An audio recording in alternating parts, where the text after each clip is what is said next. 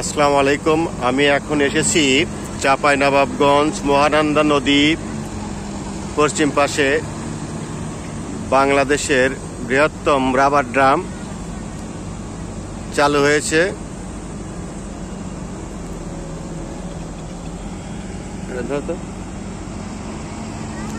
আমি আসলে কাছে যাইতে দিচ্ছে না, তারপরে দেখানোর চেষ্টা করছি।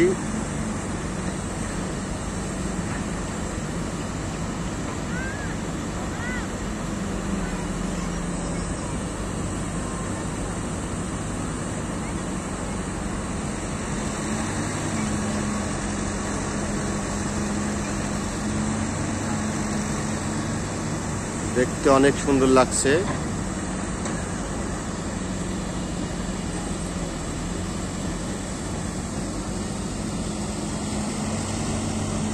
ওই দেখা যায় মহানন্দা ব্রিজ।